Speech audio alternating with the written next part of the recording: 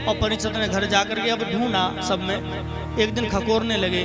हाँ, और जब खकोरा तो बक्से में एक मुकुट निकल आया सोने का, सिर से लगाया, सिर से लगा करके और बुद्धि पे प्रभाव पड़ गया कलयुग का। जंगल में गए शिकार खेलते खेलते हिरन के पीछे पीछे दौड़ते दौड़ते जब थक गए, शाम को लौट रहे थे तो ऋषि के पास पहुंचे और ऋषि को देखा। हाँ, समीक ऋषि इनका नाम था। बोले ओहो, मुझे देख करके आंखें बंद कर ली इसने, और ये क्योंकि कलयुग बैठ गए सिर पे।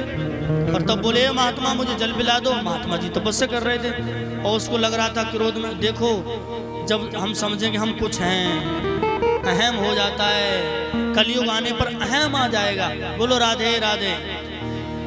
तो उसने क्रोध में आकर के समीक ऋषि के गले में पीछे से, कुटिया के पीछे मरा हुआ सर्प उठा करके गले में डाल दिया। और कुछ वहाँ जो बच्चे खेल रहे थे उन्होंने जाकर के समीक ऋषि के पुत्र सरंगी को बताया, और उन्होंने आकर के जब देखा, वहीं से अंजलि में जल लेकर के और ये श्राप दे दिया, मैं श्राप देता हूँ आज से 7वें दिन तक्षक जीवित होकर के यही तक्षक नाग जो गले में डाला है ये 7वें दिन डस करके यमपुर पहुंचा देगा। बोलो राधे राधे। समीक ऋषि को पता चला, अपने पुत्र सरंगी को समझाया कि ऐसे क्रोध नहीं करना चाहिए, किसी को नहीं बुरा कहना चाहिए।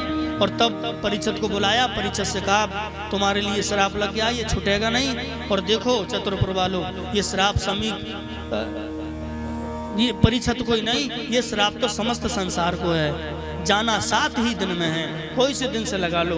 बोलो राधे राधे। 7 दिन में ही जाना है, कोई दिन और नहीं आएगा।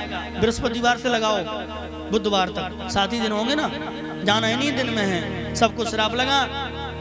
परीक्षित लौट के आए और परीक्षित ने कहा प्रभु आपने बड़ा अच्छा किया, मेरे किए हुए का दंड मुझे दे दिया। ऐसा होना चाहिए, एक पाप हो जाए एक व्रत रहना चाहिए, एक पाप होने पर एक व्रत रहो, पाप होगा ही नहीं। जोर से कहो राधे राधे।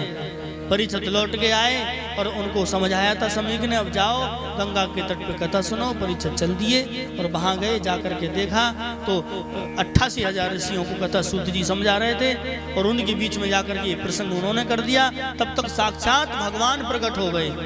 और भगवान कहें तो तत्रा भगवान व्यास पुत्रो हो, भगवान श्री सुखदेव जी भगवान नारायण के अवतार आकर के प्रकट हुए। पीछे पीछे चल रहे थे कौन? उनके पिता वेद व्यास जी। उनको देख करके स्त्रियों ने घूंघट कर लिया और सुखदेव को देख के घूंघट नहीं किया, क्योंकि उनको भान ही नहीं था। सुखदेव जी में कोई ग्रंथि नहीं है, ग्रंथि मतलब कोई गांठ ही नहीं है, और तो और बालों में भी गांठ नहीं है, खुले हुए केस हैं। वस्त्र, कोई वस्त्र है ही नहीं, लंगोटी तक नहीं जो ग्रंथि होती। बोलो राधे राधे। ऐसे सुखदेव भगवान को देख करके सबने उठ करके प्रणाम किया, और परीक्षित जी ने भी प्रणाम किया। और उसके बाद सुखदेव जी ने प्रसंग किया, नहीं परीक्षित जी ने प्रसंग किया कि प्रभु एक बात हमें बता दीजिए। क्या प्रसंग किया?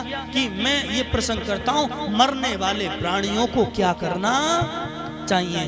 बोलो राधे राधे। मरने वाले, अब देखो लोक हित के लिए प्रसंग किया है, अकेले के लिए नहीं, लोक हित के लिए, सार्वजनिक, ये सार्वजनिक प्रसंग है। हाँ बोलो राधे राधे। एक वचन है, बहुवचन नहीं, लोक हित के लिए। मरने वाले प्राणियों को, भाई मरने वाले तो सभी हैं, ऐसा कौन है जो मरने वाला नहीं है? आप बताएं जरा, कौन है ऐसा मरने वाला नहीं है? बोलो राधे राधे। कोई ऐसा है? नहीं, वैसे तो शरीर तो मरने वाला है मृत्यु लोक में। बोलो राधे राधे। ये मृत्यु लोक है।